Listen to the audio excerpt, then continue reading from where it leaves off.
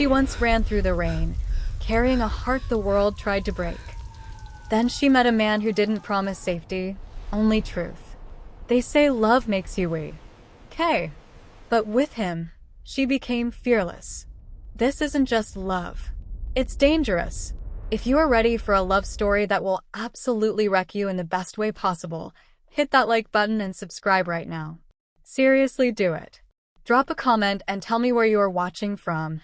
I want to see who is brave to take this journey down with me. Because what happens next you won't see it coming. The rain didn't just fall in Sintra. It hunted. Elara sprinted through the narrow, bone-colored alleys, her breath hitching in a throat raw from the cold Atlantic air. Behind her, the rhythmic, heavy footfalls of two men echoed against the stone walls, Julian's men. She didn't look back. Every time she closed her eyes, she saw Julian's face, that calm, terrifying mask of love that had kept her prisoner in London for 3 years. She took a sharp turn, her boots skidding on the slick moss, her deep mahogany skin glistening with rain and sweat. She turned a blind corner and collided into a wall of solid, expensive wool. Hands like iron clamped onto her shoulders, steadying her. She gasped, ready to scream, looking up into eyes that were darker than the storm. They were set in a face of sharp, bronze angles and high cheekbones, a face that commanded silence. "Careful," the man said. His voice was a low, resonant vibration that seemed to calm the very air around them. "The stones here have a habit of claiming those who run blindly." "Please," Elara whispered, her fingers clutching his dark coat, her voice trembling. "They're right behind me. They won't stop." The man didn't flinch. He didn't even look hurried. He looked past her, his gaze turning surgical and cold. The two men pursuing her rounded the corner and skidded to a halt. They were large, professional, and clearly out of their depth in this ancient, misty labyrinth. The man holding Elara didn't move an inch, but the atmosphere shifted. It was as if the shadows of the alleyway had suddenly grown teeth. "Is there a problem, gentlemen?" the man asked. His Korean heritage was evident in his stoic, regal features, but his Portuguese was flawless and biting. "She belongs to our employer," the taller one spat, though he took a visible step back, his hand reaching toward his waistband. "Move aside, Asian. You don't know who you're dealing with." The man gave a ghost of a smirk, a flicker of genuine danger crossing his expression. "In Sintra, nothing belongs to anyone unless I say it does. And I don't recognize your faces. Leave. Now. Before the fog decides you've lived long enough." The threat was so absolute, so devoid of hesitation, that the men exchanged one panicked look and retreated into the darkness. Elara felt the adrenaline leave her body in a sickening rush. Her knees buckled, but the stranger caught her, sweeping her up into his arms as if she weighed nothing. "Who are you?" she managed to ask, her vision blurring as she looked at the sharp line of his jaw. "I am Tiago Varga," he replied, beginning to walk toward a black sedan idling at the end of the path. "And you are the woman my sister has been worrying about for 3 weeks. Welcome to Portugal, Elara. Try not to bleed on the leather, it's custom." The drive to the Varga estate was a blur of neon lights and ancient, twisted trees. Elara sat in the back seat, shivering despite the blast of the heater. She tried to smooth her damp, natural curls, feeling small in the vastness of the car. Tiago sat beside her, staring out the window, his profile as sharp as a blade. He hadn't asked her if she was okay. He hadn't offered his jacket. He simply existed in a state of cold, efficient observation. "I didn't ask for a bodyguard," Elara said, her voice finally regaining its edge. "I came here to see Sofia, not to be picked up by a hitman." Tiago didn't turn his head, but his eyes shifted to her in the reflection of the glass. "You didn't ask for Julian to track your flight either. Yet here we are. You are bleeding from a scrape on your arm, your pulse is visible in your neck, and you are clutching your bag like it's a shield. You are not in a position to negotiate your safety." "How do you know his name?" she demanded. "I make it my business to know every ghost that crosses my borders. Sofia told me you were coming to heal. She didn't mention you were bringing a war with you. My family has enough of those." "I'm not a war," Elara snapped. "I'm a woman who finally stood up for herself." "In my world," Tiago said, finally turning to look at her, his dark eyes locking onto hers with an intensity that made her breath hitch. There is no difference. Sofia is my sister, and she loves you like blood. That makes you my responsibility. That means you follow my rules. Rule number 1. You do not leave the estate without my permission. Rule number 2. When I tell you to run, you don't look back. I am not trading one cage for another, Mr. Varga, Elara said, her eyes flashing with a fire that made Tiago pause. I spent 3 years being told where to stand and what to wear. I'm done. The difference, Elara, is that Julian wants to own you. I simply want to keep you alive so my sister doesn't cry at your funeral. If you find that offensive, the gates are always open. But the men in that alley are still out there, and they don't take no for an answer. Make your choice. The car pulled up to a massive iron gate that hissed open. The Varga Manor was a Gothic masterpiece of stone and ivy, perched on a cliff that overlooked the crashing, violent surf of the Atlantic. It looked like a fortress. Sofia was waiting at the door, her face a mask of relief. Elara. Oh, thank God, Sofia cried, rushing to pull her friend into a hug. Tiago, thank you. I told you she'd get lost. She wasn't lost, Tiago said, stepping out of the car and adjusting his cuffs with clinical precision. She was being hunted. Double the perimeter guard, Sofia. And tell Mother our guest will be dining in her room tonight. She needs to remember what safety feels like before she tries to fight me again. He walked away without another word, his footsteps echoing in the grand marble foyer. Sofia pulled Elara inside, whispering apologies, but Elara was looking at Tiago's retreating back. He was arrogant, controlling, and terrifying. But for the first time in years, the crushing weight in her chest felt just a little bit lighter. She looked at the camera, or rather at us. If you're enjoying this high-stakes romance and want to see how Elara survives the Shadow King, make sure to subscribe and hit that notification bell. What would you do in her shoes? Comment below. By the next morning, the reality of her protection set in. Elara tried to walk to the cliffside garden to sketch, only to find a silent man in a dark suit standing 10 paces behind her. Every time she turned, he was there, a shadow in the mist. This is ridiculous, she shouted, spinning around to face the guard. He didn't blink. He just pointed toward the terrace where Tiago was sitting with a cup of espresso and a stack of documents. Elara marched over to him, her heels clicking angrily on the stone. Tell him to go away, Tiago. I can't breathe with someone counting my exhales. Tiago didn't look up from his papers. He isn't breathing on you. He's 15 feet away. That's more than enough space for you to paint your little pictures. Drink your coffee. I am an artist, not a prisoner. I came to Portugal to find my voice, not to have it silenced by your paranoia. Tiago finally looked up, his expression unreadable. Free? You think freedom is a lack of walls? Freedom is the ability to sleep through the night without checking the locks. You haven't had that in years. Don't lecture me on liberty, Elara, when you're still flinching at the sound of a gardener's shears. Elara stepped back, stung by the truth in his words. You don't know me. You don't know what I've been through. I know that you're still running, he said, standing up. He was much taller than her, his presence domesticating the vast, windy terrace. Sit down. Eat.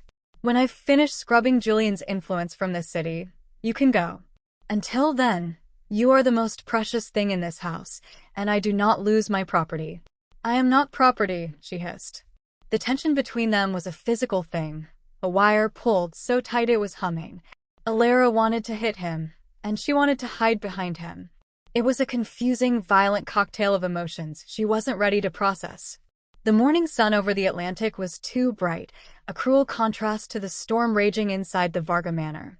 Elara sat on the edge of the terrace, her sketchpad open, but her charcoal remained untouched. She watched Tiago from the corner of her eye. He was a man of cold rituals, espresso, documents, and silence. His Korean heritage gave him an air of ancestral gravity, a stillness that made Elara's African vibrancy feel like an intrusion. You're staring, Tiago said, without looking up from a shipping manifest. I'm analyzing, Elara countered, her voice catching the wind. I'm trying to figure out if you were born this cold or if you had to practice. Tiago finally set his pen down. He leaned back, his dark eyes tracing the silhouette of her natural curls against the horizon. In my world, warmth is a liability. It makes you soft. And soft things get crushed. Like my paintings, she asked, gesturing to her blank page. You think art is soft? I think anything that requires you to lower your guard is a risk. He stood up, walking toward her with that predatory grace that made her heart skip. He stopped just inches away, looking down at her mahogany skin, which seemed to glow in the morning light. Julian is already here, Elara. My men spotted a tracker on the car Sofia used to pick you up. He's circling. The air left Elara's lungs. He's in Sintra? Already? He's fast. I'll give him that. Tiago's hand reached out, his fingers ghosting near her throat, checking the pulse he knew was racing. But he's arrogant. He thinks he can walk into my territory and reclaim a lost item. I'm going to show him that the cost of entry is more than he can afford. I told you, I am not an item. Elara stood up, her chest heaving. Stop talking about me like I'm a ledger entry. Then stop acting like a victim. Tiago's voice rose, a rare crack in his icy exterior. You want to be free? Then help me end him. Give me something I can use. A bank account, a hidden property, a name he trusts. Don't just sit here and sketch while the world burns. He turned and strode back into the house, leaving her trembling in the salt spray. By midnight, the house was a tomb of shadows. Elara couldn't sleep. The silence was too heavy. She crept down the stairs, her bare feet silent on the cold marble, drawn toward the faint glow of the library. She found Tiago there, his jacket discarded, his white shirt unbuttoned at the collar. He was staring at a massive map of the Mediterranean, pins marking locations like a general preparing for war. You should be in bed, he said, not turning around. I could say the same to you, Elara replied, stepping into the room. The scent of old books and Tiago's cedarwood cologne enveloped her. What are those pins for? The pins are the reach of my influence. And the red ones, those are where Julian has tried to buy his way into my ports. He finally turned, his face weary. He's trying to choke my supply lines to get to you. He's willing to lose millions just to prove a point. Elara walked to the desk, her eyes falling on a drawer that was slightly ajar. Inside sat a heavy black handgun. She flinched. Does it ever stop? She whispered. The violence? Tiago walked over, closing the drawer with a click. Only when one side is gone. My father taught me that when I was 10. He died defending a port that didn't even belong to him. I won't make that mistake. I don't defend things, Elara. I eliminate threats.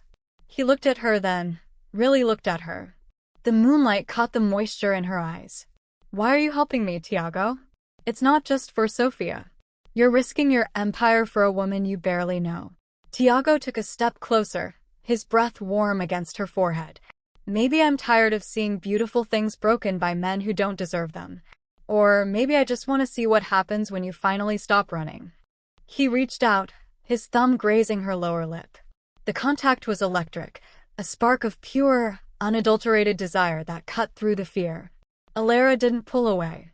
She leaned into his touch, her hand coming up to rest on his forearm, feeling the corded muscle beneath his sleeve. I'm not a beautiful thing to be saved, Tiago, she breathed. I know, he whispered, his face descending toward hers. You're a storm. And I've always liked the rain. Their lips met in a desperate, bruising kiss. It wasn't gentle. It was a collision of two lonely, guarded souls. Tiago's hands tangled in her hair, pulling her closer until there was no air between them.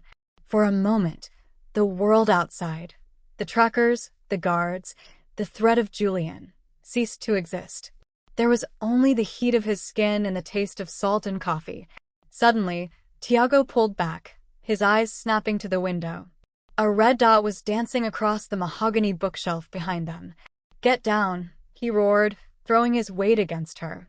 A split second later, the window shattered. A high-velocity round tore through the room, smashing a vase of lilies right where Elara's head had been. He's here, Tiago hissed, pulling the handgun from the drawer. Sofia, lock the safe room. The house erupted into chaos. Alarms blared, their mechanical screams echoing off the cliffs. Tiago grabbed Elara's hand, pulling her toward the hidden passage behind the library shelves. Stay behind me. Do not let go. Tiago, wait. My paintings. Forget the paintings. Your life is the only masterpiece I'm saving tonight. They sprinted through the narrow stone corridor, the sound of boots hitting the floorboards above them. Julian hadn't just found them. He had breached the inner sanctum. The dangerous love Elara had feared was now a literal firestorm. They reached the safe room, a steel-lined bunker deep beneath the manor. Sofia was there, holding a tablet that showed the security feeds. Tiago, they're in the foyer, Sofia said, her voice shaking. There are 12 of them. They're using smoke. Tiago looked at the screen, his jaw set in a hard, merciless line. He checked the magazine of his weapon and looked at Elara. I have to go out there. If I don't, they'll blast their way in here. No. Elara cried, grabbing his tactical vest. You can't go alone. I'm not alone, Tiago said, a dark, lethal smile touching his lips. I'm a Varga. This is my house. And in this house, I am the god of shadows.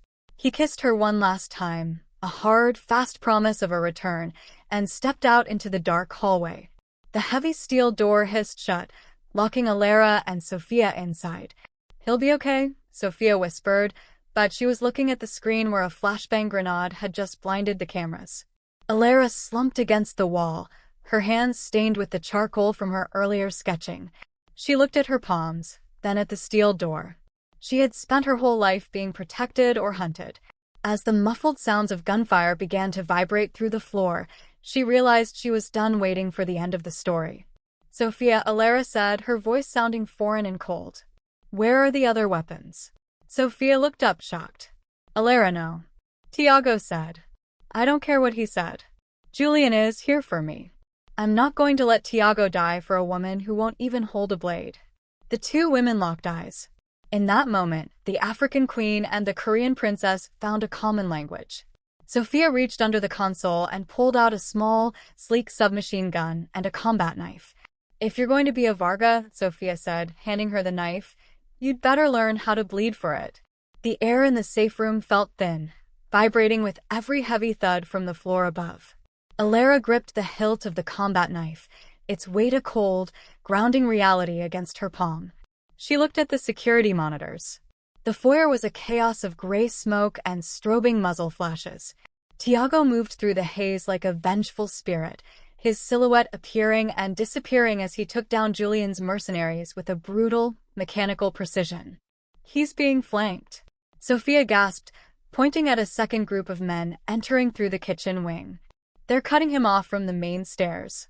Elara didn't hesitate. Open the door, Sofia.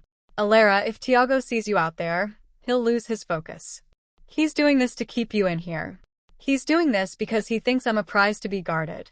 Elara retorted, her dark eyes flashing with a fierce, newfound resolve. But Julian doesn't want a prize anymore. He wants a massacre. I'm not sitting here watching the only man who truly sees me get slaughtered. Sofia's fingers hovered over the keypad. She looked at Elara, the woman who had arrived a week ago trembling and broken, and saw a warrior emerging from the wreckage. With a sharp exhale, Sofia punched in the code. The steel door hissed open. The service stairs lead to the kitchen, Sofia whispered, handing Elara a radio. I'll guide you through the cameras. Elara, don't die. My brother would never forgive me. He can yell at me when this is over, Elara said, slipping into the dark corridor. The manor had transformed from a palace into a kill zone. The scent of ozone and copper hung heavy in the air. Elara moved with the silence she had learned while hiding from Julian in London. But this time, she wasn't hiding. She reached the kitchen door, just as two of Julian's men were preparing to breach the foyer. They were focused on Tiago, their backs to her. Her heart hammered against her ribs like a trapped bird. One chance, she thought. She stepped out of the shadows. The palette knife she had used for her paintings was gone, replaced by 6 inches of sharpened steel. She lunged at the nearest man, driving the blade into the gap in his tactical vest. He let out a choked gurgle and collapsed. The second man spun around, his rifle rising, but Elara was already beneath his guard. She slashed at his leg, and as he buckled, a shadow dropped from the ceiling. It was Tiago. He landed with a heavy thud, his elbow connecting with the man's temple, silencing him instantly. Tiago spun around, his handgun leveled at Elara's chest. His face was a mask of soot and blood, his eyes wide and wild. When he realized it was her, he lowered the weapon, his chest heaving. "What are you doing?" he hissed, his voice a raw, terrifying growl. "I told you to stay in the hole." "You were being flanked," she whispered back, her mahogany skin smeared with the dark blood of the man she had just taken down. "I saved your life, Tiago. Try, thank you, instead of get back in the hole." Tiago grabbed her arm, his grip bruising. "This isn't a game, Elara. If they catch you." "They won't," she interrupted, leaning into him. "Because I'm with the Shadow King, aren't I?" A low chuckle escaped his throat, a dark, desperate sound. He looked at her, really looked at her, and for the first time he saw her as an equal. He reached out, his thumb swiping a smudge of blood from her cheek. "You're insane. My sister has corrupted you. Your sister reminded me who I was before Julian tried to erase me." "Target in sight," a voice boomed from the hallway. Tiago shoved Elara behind a marble island, just as a hail of bullets shattered the hanging copper pots above them. "Stay down," he roared, returning fire. "Sofia, report. 3 more in the East Wing." Sofia's voice crackled over the radio. "And Tiago, the front gates just opened. Julian is here. He's in the driveway." Tiago's jaw set into a hard, merciless line. He looked at Elara. "He's come for his masterpiece. Are you ready to show him you've changed?" "I'm ready to burn the whole gallery down," Elara replied. Tiago handed her a compact handgun he'd taken from one of the fallen men. "Point, breathe, and squeeze. Don't think about the man. Think about the cage he put you in." They moved through the house as a unit. The African artist and the Korean warlord, a symphony of contrast and lethality. They reached the grand foyer, just as the front doors were kicked open. The mist rolled in, thick and white, and through the haze stepped Julian. He looked untouched, his blonde hair perfect, his gray suit sharp. He looked like a god of the upper class, standing amidst the ruins of Tiago's home. "Elara," Julian called out, his voice smooth and terrifyingly calm. "I know you're in here. Come out, and I might let Mr. Varga live. This has gone on long enough, don't you think? You've had your little adventure. Now come home." Tiago stepped into the light, his hand resting on Elara's shoulder. "She is home, Julian. And you're trespassing." Julian's eyes drifted to Tiago, then to Elara, who stepped out from behind him. When Julian saw the gun in her hand and the blood on her clothes, his mask finally slipped. A vein pulsed in his forehead. "Look at you," Julian spat, his voice trembling with rage. "He's turned you into an animal. I gave you everything, gold, silk, status. And you trade it for a butcher in a stone house." "You gave me a cage, Julian," Elara said, her voice echoing in the vast hall. "Tiago gave me a blade. I think I prefer the trade." Julian pulled a small detonator from his pocket. "I've wired the foundation. If I can't have you, Elara, no one will. This mountain will be your tomb." Tiago didn't flinch. He took a step toward Julian, his eyes locked on the detonator. "You won't press it. You're too much of a coward to die with us. You want to watch us burn from the safety of your helicopter." "Try me," Julian hissed, his thumb hovering over the red button. Elara raised the gun. Her hands weren't shaking anymore. She thought of the 3 years of silence. She thought of the fear. She thought of the man standing beside her who had taught her that danger was just a choice. "Julian," she whispered, "I'm not a masterpiece. I'm the fire." She squeezed the trigger. The gunshot cracked through the foyer, a deafening punctuation mark to Elara's declaration. The bullet didn't hit Julian's heart. She wasn't an assassin yet, but it tore through his shoulder, the impact spinning him backward. The detonator flew from his hand, skidding across the blood-slicked marble toward the edge of the grand staircase. "No!" Julian screamed, a high, pathetic sound that stripped away the last of his dignified facade.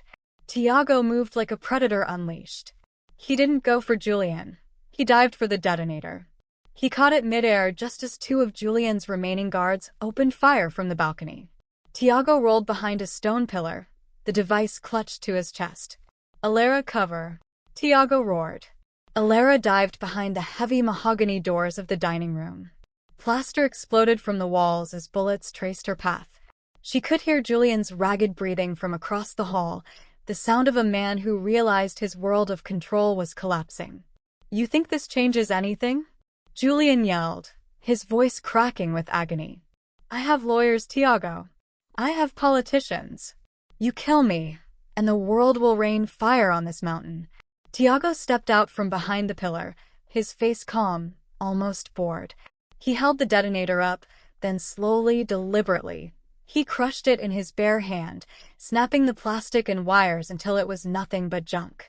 "You make a lot of noise for a man who is currently bleeding on my floor," Tiago said.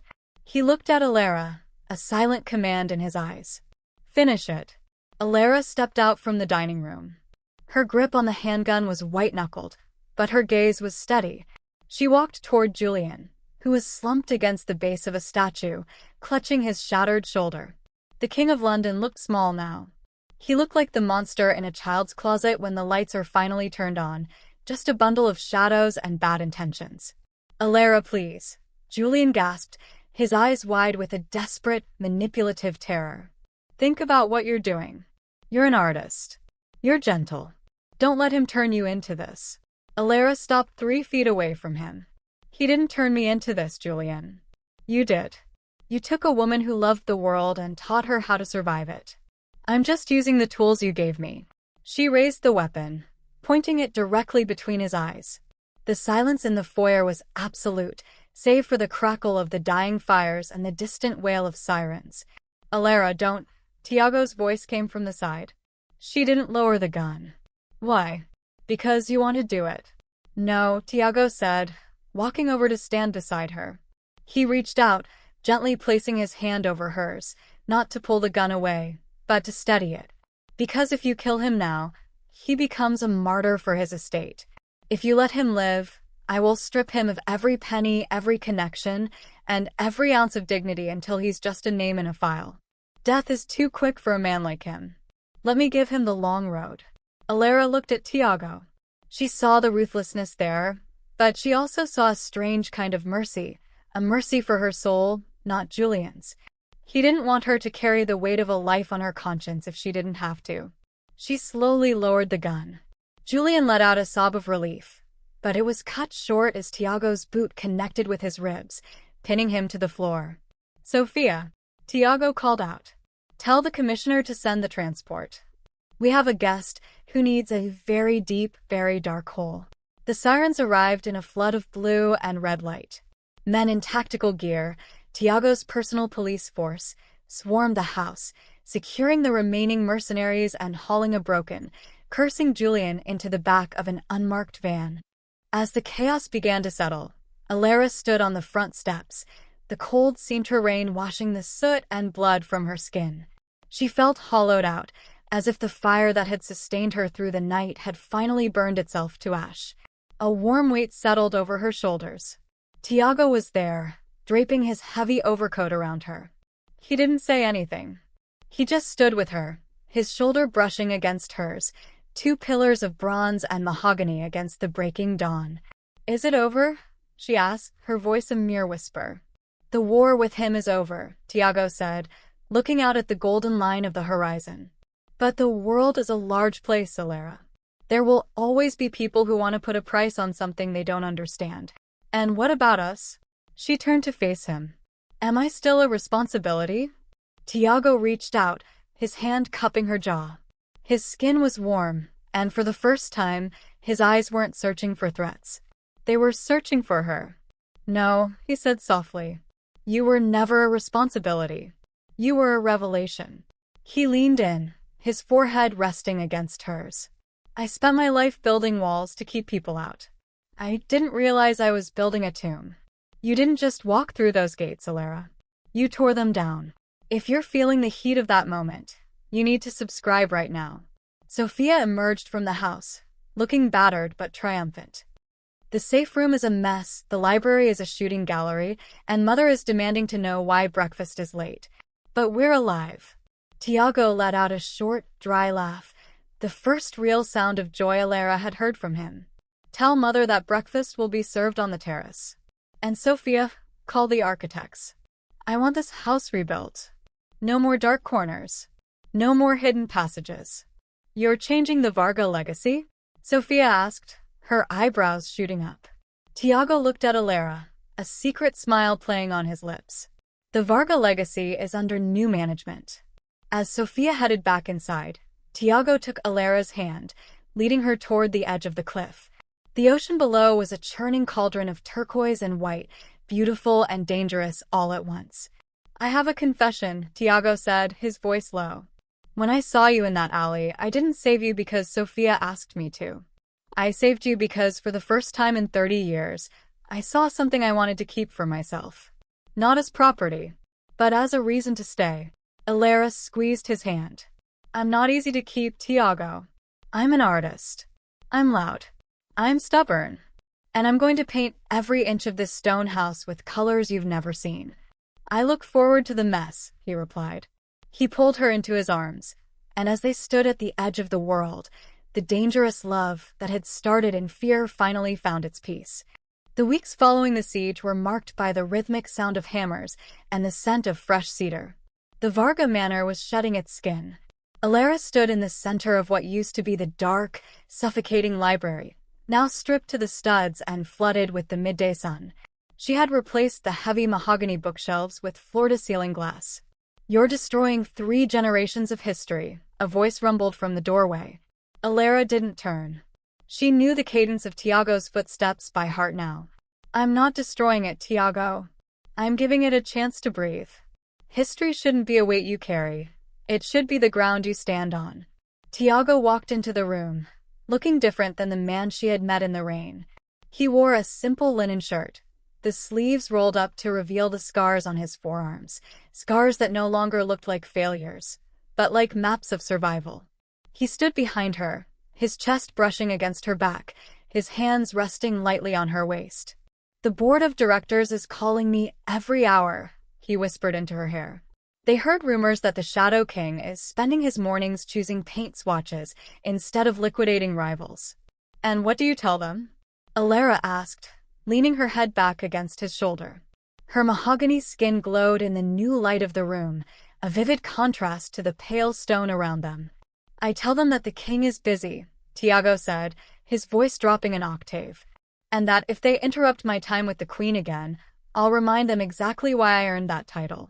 Elara laughed, a bright, clear sound that seemed to startle the very walls. You're a terrible influence on my productivity, Tiago Varga. I could say the same.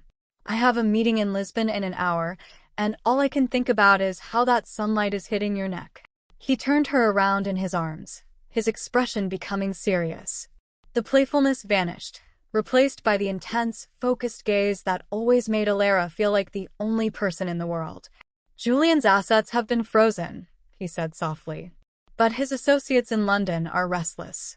They don't like that a logistics empire in Portugal has swallowed one of their own. They've sent an envoy.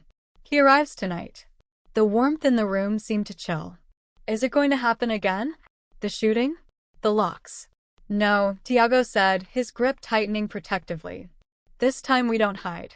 This time, we show them that this house is united. I want you by my side, Elara. Not as a guest. As my partner.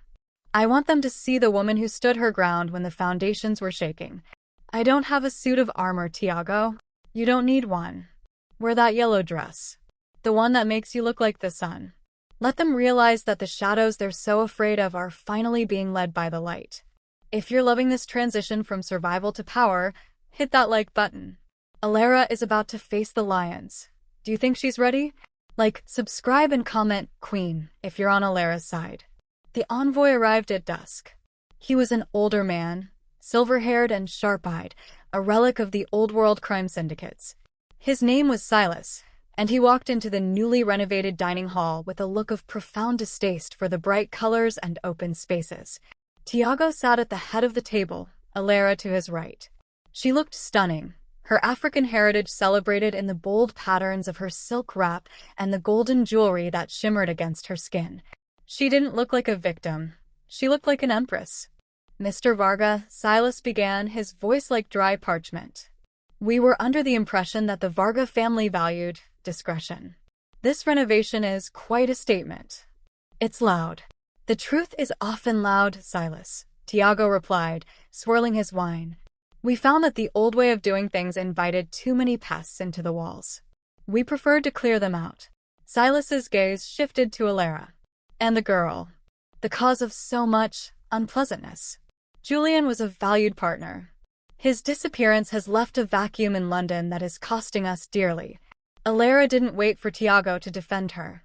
She leaned forward, her eyes locking onto Silas's with a coldness that would have made Julian tremble. Julian didn't disappear, Silas. He was excised, she said, her voice steady and sharp.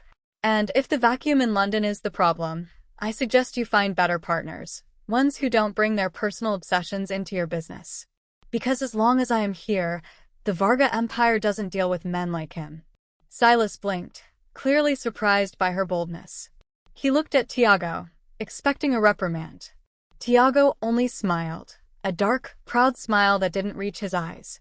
You heard her, Tiago said. My partner has a low tolerance for incompetence. Tell your people in London that the Sintra routes are still open, but the price has gone up. Consider it a security tax for the trouble Julian caused. Silas bristled. You're overreaching, Varga. You think because you won a small skirmish on a hill that you can dictate terms to the council. Tiago stood up slowly, the movement silent and deadly. He leaned over the table, his face inches from the envoys. I'm not dictating terms, Silas. I'm giving you a courtesy. You can leave this house with a new contract, or you can leave it like Julian did, in the back of a van with no windows. Which will it be? The silence in the room was deafening. Elara watched as the older man's bravado crumbled under the weight of Tiago's stare. Silas looked at the guards at the door, then back at the woman in the yellow dress, who looked like she was ready to burn the world again. I'll take the contract, Silas whispered. Good choice, Tiago said, sitting back down. Elara, would you mind showing Silas the door? I believe he's lost his appetite. Elara rose, her movements fluid and regal. She led the shaken envoy to the foyer. As he stepped out into the night, he paused and looked at her. You're a dangerous woman, Elara, he said. No, she replied, a small smile touching her lips. I'm just a woman who finally found someone worth being dangerous for. She closed the door and turned to find Tiago standing in the hallway, watching her. He didn't say anything for a long time. He just walked over and pulled her into a fierce, consuming embrace. You were magnificent, he breathed against her neck. I told you, she said, pulling back to look into his dark eyes. I'm not a masterpiece. I'm the fire. And I, Tiago said, leaning in to kiss her, and the man who intends to spend the rest of his life tending it.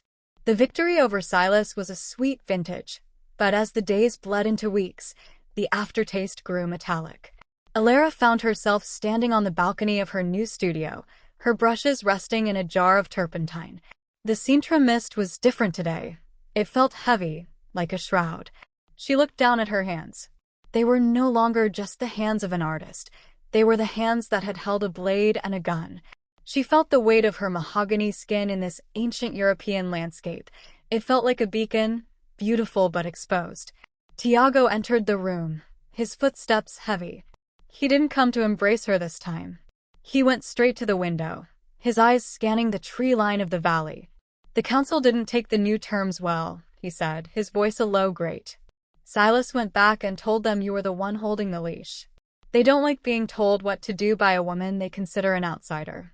And they certainly don't like a Varga who has gone soft for love. Elara turned, wiping her hands on a rag. Soft? You took their best mercenaries and sent them back in pieces. What more do they want? Blood. They want stability. And in their world, stability means control.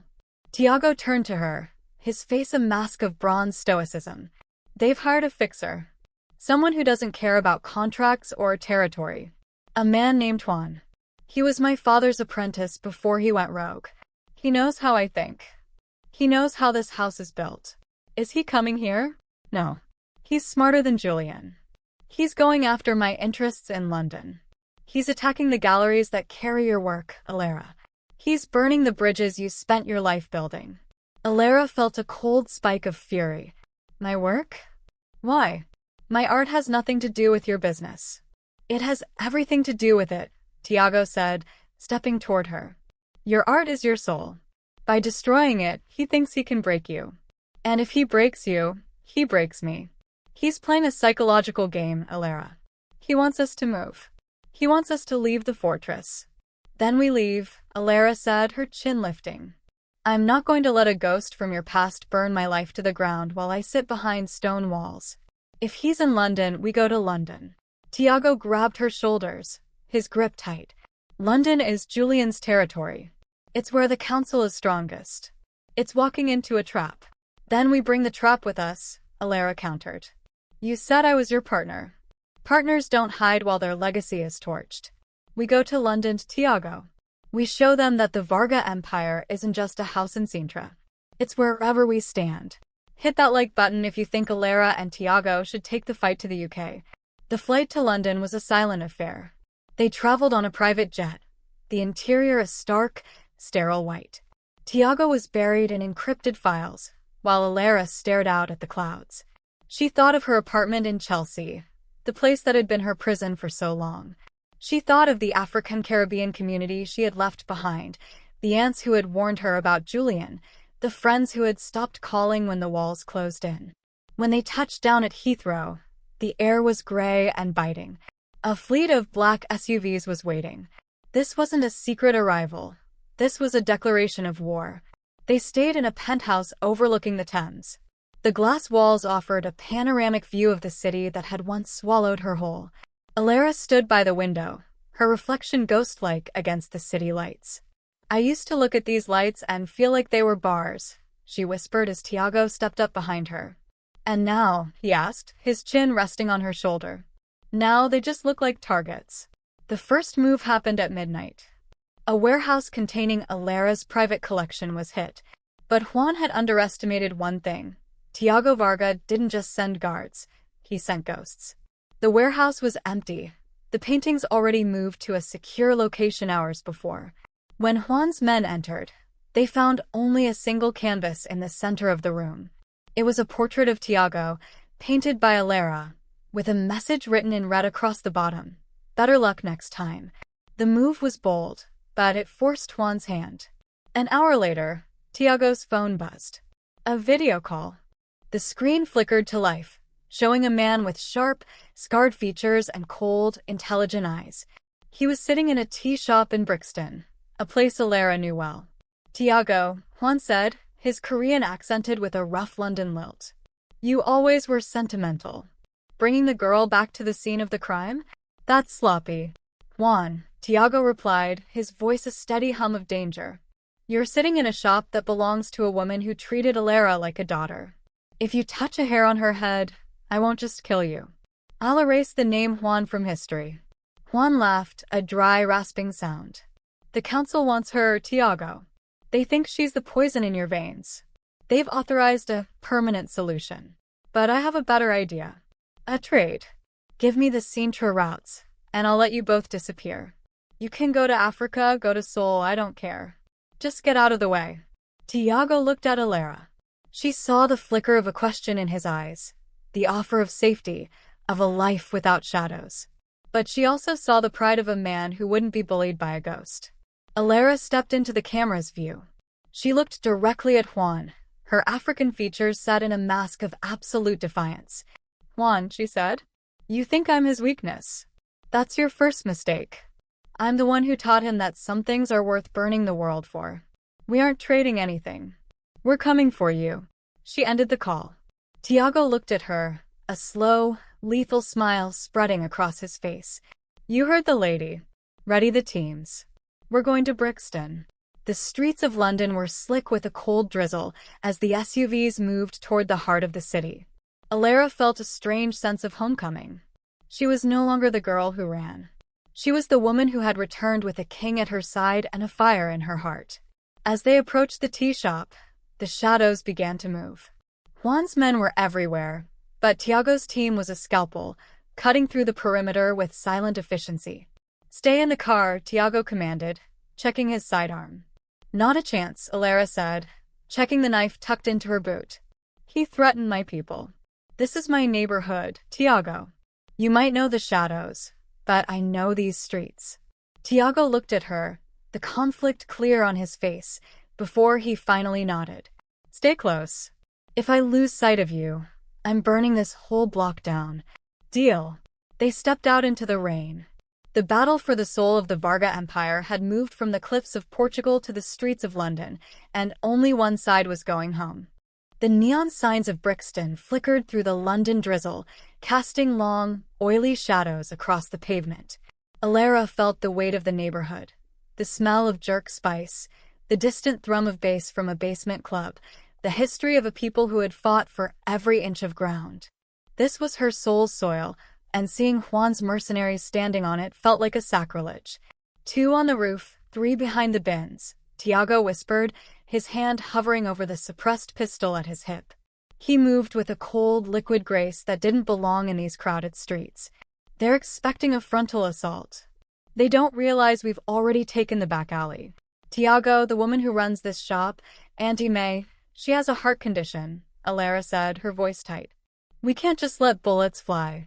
Tiago paused, his dark eyes meeting hers. In the middle of a war zone, he stopped to see her. I'll go in quiet. You stay with the secondary team. If anything goes wrong, they'll pull you back to the SUV. I told you I'm not staying in the car, Elara insisted, her African print headscarf dampened by the rain. She pulled the combat knife from her boot. Auntie May knows me. If she sees a man in a tactical vest, she'll panic. If she sees me, she'll stay calm. Tiago let out a frustrated breath, but he knew she was right. 5 minutes. If I don't hear the signal in 5 minutes, we level the building. They moved. Elara approached the side door of the tea shop, a place where she had spent countless afternoons sketching while Julian waited in the car, bored and dismissive. She tapped a specific rhythm on the glass, the secret knock she and Sofia had used years ago. The door creaked open. A woman with skin the color of deep espresso and eyes filled with terror peered out. Elara? Child, what are you doing here? There are men, terrible men. I know, Annie. I'm here to take them out, Elara whispered, slipping inside. In the main room, Juan sat at a corner table, sipping tea as if he were a casual tourist. 3 of his men stood guard, their jackets bulging with the silhouettes of submachine guns. Juan looked up, his scarred face twisting into a mocking grin as Elara stepped into the light. The Queen returns, Juan said, his voice echoing in the small space. Where is your king, Elara? Or did he finally realize that a girl from the streets isn't worth a war in London? He's closer than you think, Elara said, her voice steady. She glanced at Auntie May, nodding toward the back kitchen. The older woman scurried away, sensing the shift in the air. Juan stood up, his hand reaching for his weapon. You're brave, I'll give you that. But bravery is just a fancy word for a death wish. The council wants your head on a platter to remind Tiago, who really runs the world. The council is an old ghost, Elara retorted. And ghosts can't bleed. But you're still human, aren't you? At that moment, the skylight shattered. Tiago dropped through the glass in a shower of crystalline shards, his suppressed weapon barking twice before he even hit the floor. 2 of Juan's guards slumped over, silenced before they could draw. The 3rd guard leveled his gun at Tiago, but Elara moved faster. She didn't use the knife. She grabbed a heavy ceramic teapot from the counter and hurled it with a cry of fury. It shattered against the man's temple, stunning him long enough for Tiago to finish the job. Juan dived behind the counter, returning fire. The small shop, once a place of peace, became a symphony of breaking glass and splintering wood. Juan, it's over. Tiago roared, pinned behind a sturdy oak table. The London police are 2 blocks away. My men have blocked the exits. You have nowhere to go. I'm not going back to a cell, Tiago. Juan screamed back. I'll take this whole block down with me. He pulled a grenade from his pocket, but as he stood to throw it, Elara saw her opening. She didn't think about the danger. She thought about the children who played in the park next door, the life she had reclaimed in Sintra, and the man who had taught her that she was dangerous too. She lunged over the counter, her knife leading the way. She didn't aim for a kill. She aimed for the arm holding the explosive. The blade sank deep into Juan's bicep. He roared in pain, the grenade slipping from his fingers. Tiago lunged forward, catching the grenade before it hit the floor. In one fluid motion, he kicked open the cellar door and tossed it down, slamming the heavy iron hatch shut just as the muffled explosion rocked the building. The floor buckled, but the shop held. Juan slumped against the wall, clutching his arm, his eyes filled with a defeated, primal rage. Tiago stood over him, his face a mask of cold, Korean steel. He didn't pull the trigger. He looked at Elara, who was standing there, her chest heaving, her mahogany skin glistening with sweat and rain. "He's yours," Tiago said softly. Elara walked over to Juan. She looked down at the man who had tried to burn her life for a seat at a table of old men. She reached into her pocket and pulled out a small, charcoal sketch she had made of the tea shop years ago, a reminder of who she was before the world tried to break her. She dropped it on his lap. "Tell the council," Elara said, her voice vibrating with power. "The Varga Empire doesn't hide in the shadows anymore. We own them. And if they ever send another ghost to my home, I won't send back a message. I'll send back ashes." Tiago stepped beside her, his hand finding hers. The grip was solid, a union of two worlds, two heritages, and one unbreakable will. Outside, the sirens were finally audible. Tiago's men moved in to secure Juan, while Auntie May emerged from the kitchen, weeping and hugging Elara. "You're a queen, Elara," the old woman whispered. "A true queen." Tiago looked at the wreckage of the shop, then at the woman he loved. "We're going home, Elara. But first, we have a council meeting to attend." The headquarters of the council wasn't a dark basement or a smoky backroom. It was a glass and steel skyscraper in the heart of London's financial district, a monument to the corporate greed that masked their true trade. Elara stood in the elevator, her reflection a vision of defiance. She wore a tailored suit of deep emerald green, her hair styled in a sharp, elegant crown of braids, and her gold jewelry clinking like armor. Beside her, Tiago was a statue in charcoal gray, his face unreadable, his hand resting on the small of her back. "They think we're coming to negotiate," Tiago whispered as the elevator climbed toward the 60th floor. "They think Juan was a mistake we want to move past. They're about to realize that we don't negotiate with arsonists," Elara replied. The doors slid open to a boardroom that looked out over the sprawling gray of London. 12 men and women sat around a table of polished obsidian.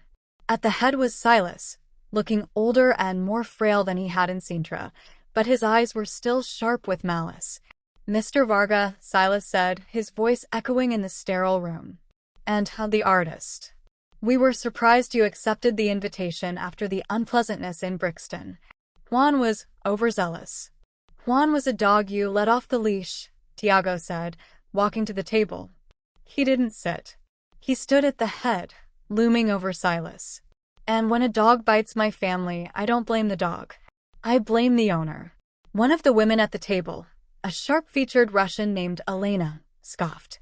"You speak of family, Tiago, but you have brought a civilian into the inner sanctum. You have broken the first rule of the council. You are compromised by a sentiment that has no place in our ledgers." Elara stepped forward, her heels clicking on the marble floor with the precision of a clock. She didn't wait for Tiago to speak.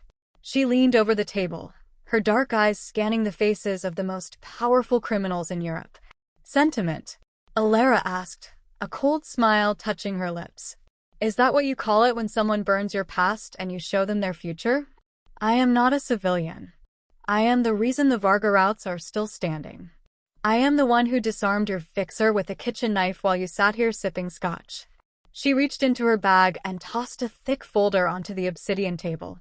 It skidded across the surface, stopping right in front of Elena. "What is this?" Elena demanded. "That," Elara said, "is the digital footprint of every offshore account, every hidden shell company, and every illegal transaction the council has made in the last decade. My friend Sofia is very good with numbers. And I am very good at making sure people see the truth." The room went deathly silent. Silas's hands began to tremble. "You wouldn't. You'd destroy the entire market. You'd destroy Tiago too." "Tiago's empire is built on stone and sea," Elara countered. "Yours is built on secrets." We can survive a storm. You'll drown in the first wave. If a single unpleasantness happens to anyone I love in London, in Sintra, or anywhere else, this file goes to the international press in The Hague. Simultaneously, Tiago looked at her, his eyes shining with a mix of pride and lethal attraction. He turned back to the council, his voice dropping to a terrifyingly soft register. My partner has a vision for the future, Tiago said. It involves a world where you stay in your glass towers and leave the streets to us. You will pay a 20% tax on every shipment that passes through Portuguese waters. You will never speak Elara's name again. And in return, I might let you keep your fancy chairs. Silas looked around the table. He saw the fear in his colleagues' eyes. They weren't looking at a soft man in love. They were looking at a new kind of power, a union of African fire and Korean iron that they couldn't calculate or control. We accept the terms, Silas whispered. Good, Tiago said. He reached out, taking Elara's hand. We have a plane to catch. London is a bit too grey for our taste. As they walked out of the boardroom, the silence behind them was the sound of an era ending. They reached the elevator, and as the doors closed, Tiago pulled her into his arms, kissing her with a ferocity that made her head spin. You just blackmailed the 12 most dangerous people in the world, he breathed against her lips. I learned from the best, she replied, her heart finally slowing down. Now, take me back to the manor.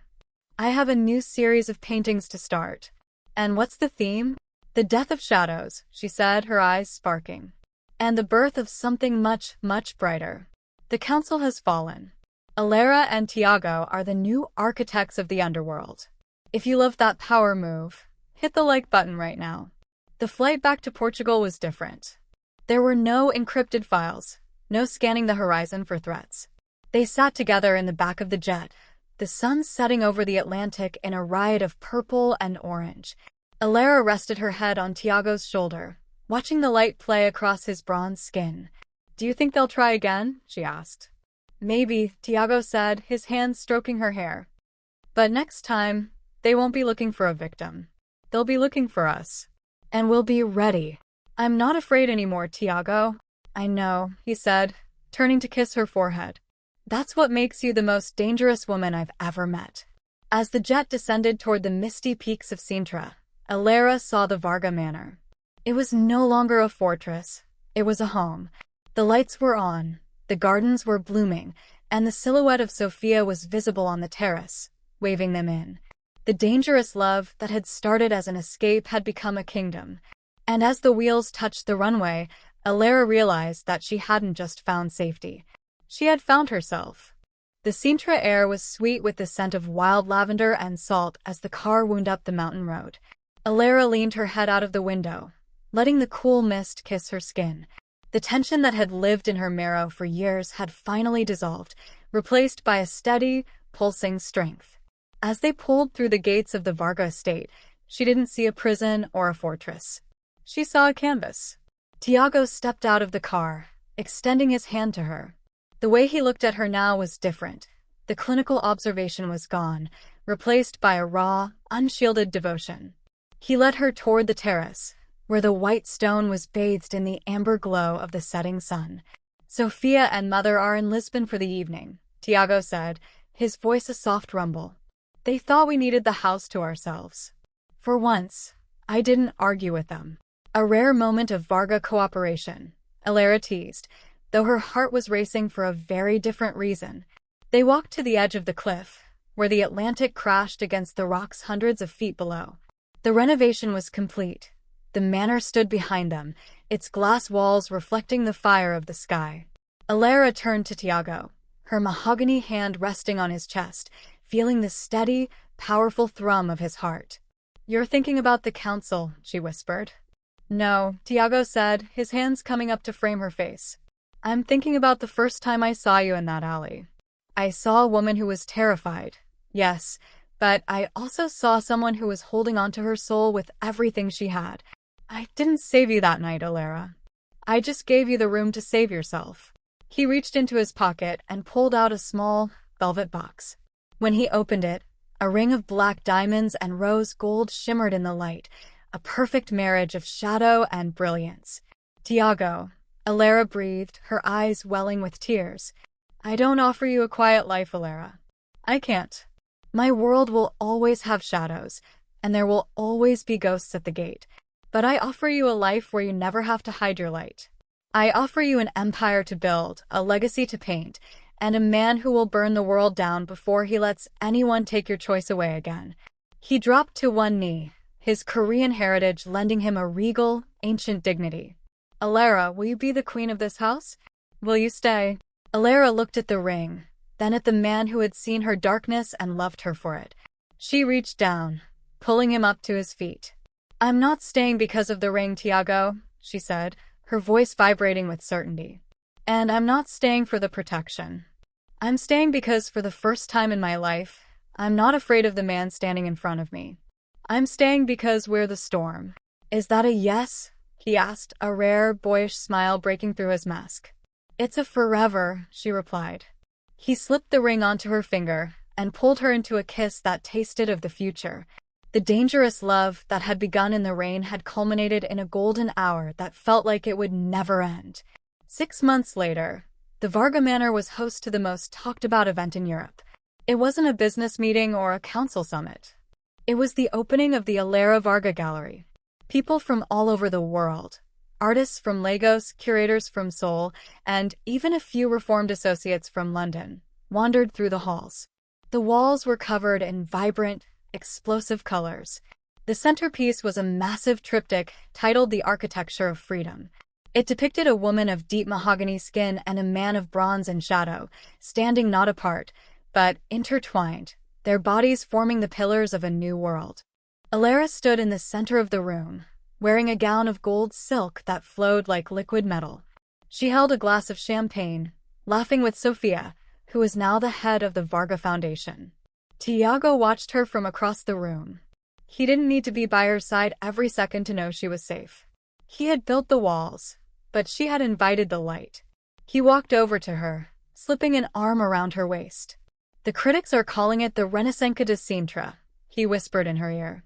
They say you've changed the face of Portuguese art. And what do the ledgers say? She asked, leaning into him. The ledgers say that the Varga Empire has never been more profitable. It turns out that when you stop fighting everyone, they're much more willing to pay you. They stepped out onto the balcony, looking at the stars. The mist was rolling in again, but this time, it felt like a blanket, cozy and familiar.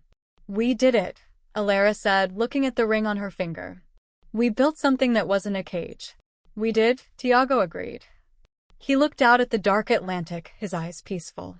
But don't get too comfortable, my queen. I hear there's a group in New York that thinks they can bypass our routes. Elara smirked, her fingers trailing over the hilt of the small knife she still kept hidden in the folds of her silk dress. Then I suppose we should go to New York and remind them who owns the shadows. Tiago laughed, pulling her close as the music from the gallery spilled out into the night. Their story wasn't a fairy tale. It was a war, a dance, and a masterpiece all at once. And as long as they had each other, the darkness would never be a threat. It would always be their home. The end. If this story wrecked you in the best way possible, hit the like button and subscribe for more roller coaster stories. Now I need to know, would you have fought for a love like this? Or would you have run away when it got too dangerous? Drop your answer in the comment below, let's talk about it.